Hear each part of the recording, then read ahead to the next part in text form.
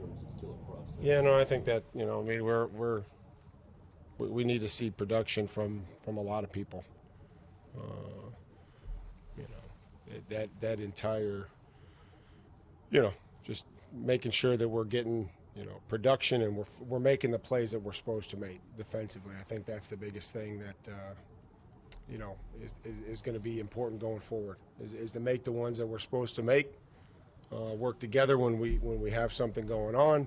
All the things that we've talked about and coached and will continue to coach, but But you don't talk about the two series that were 1st and 10 like regular series. And then we gained 2 yards, right? We gained 2 yards and didn't convert. We have to be better. So we'll see where we are this week, Paul. I'm not going to recap everything that we didn't do well.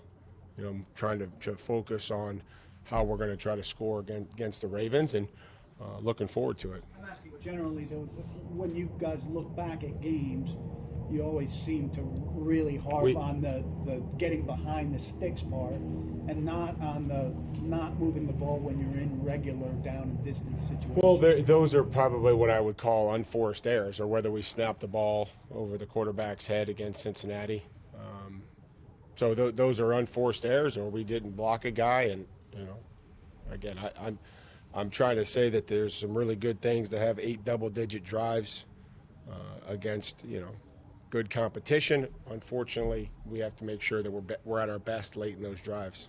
You're talking about guys needing to make plays that they're supposed to make, I guess. I mean, what's your challenge to players to maybe make the play that maybe extraordinary plays? I know you hadn't had a pick since week 1. Your challenge there for tip guys? a ball. We don't tip any balls. Like this is pro football, Jimmy.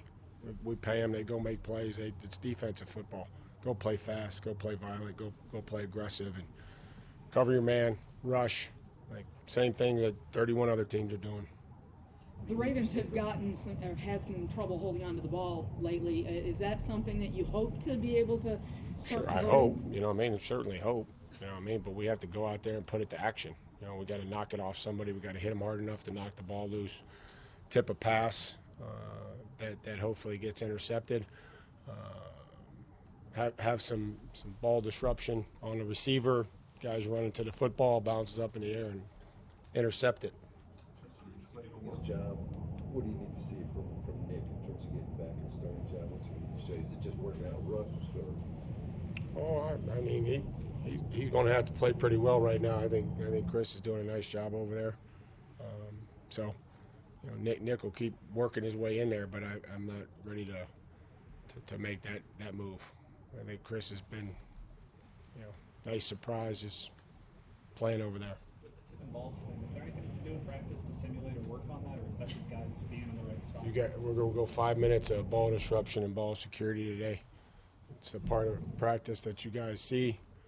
So any other drills that you guys have or you want to recommend, let me know. We'll keep doing them. That's, again, we just can only practice it, emphasize it, have an awareness where the football is and when the front hand comes off the quarterback, when he takes his front hand off the ball, all the things that we try to coach and,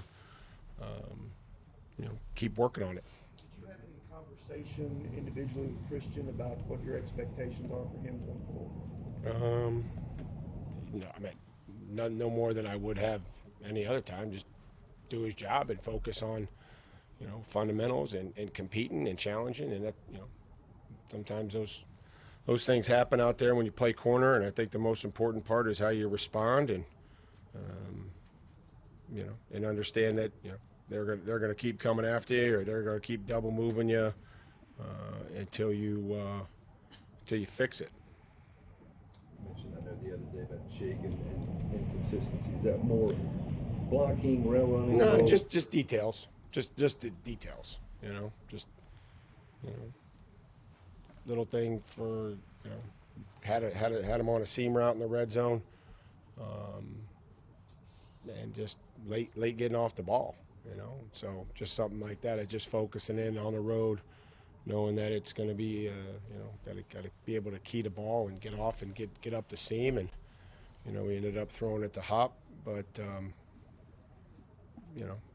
trying to find some ways for him to get down the field. And just a little thing like that, just some little details. Winning every time is the key, but how important might it be even more going into a bye, trying to get to 500? Well, it would be, it'd be nice to get back, even, and then give ourselves a chance after the bye to put something together. I don't disagree with you one bit. The way the Ravens can run the ball, how do you view that in terms of maybe an opportunity for the D-line, the front seven, to kind of respond coming off of it? Yeah, well, we're all responsible. It'll be more than just the front seven. We'll all be responsible, and corners will have to tackle, and safeties will have to tackle and fit, especially when the quarterback has the football. So it is a great challenge. They don't just run it with the quarterback. I mean, Edwards is a tough physical runner. Hill is a great change of pace back, and then whoever else they activate between Drake or Gordon, but those guys have been doing a nice job. And then when the quarterback has his opportunities, he's making the most of them. So it is a great challenge. It's a multiple run scheme, not just inside, outside zone. They have gap schemes and pull guys, and the quarterback read stuff. So they've always done a nice job, and that's something that they've been able to do.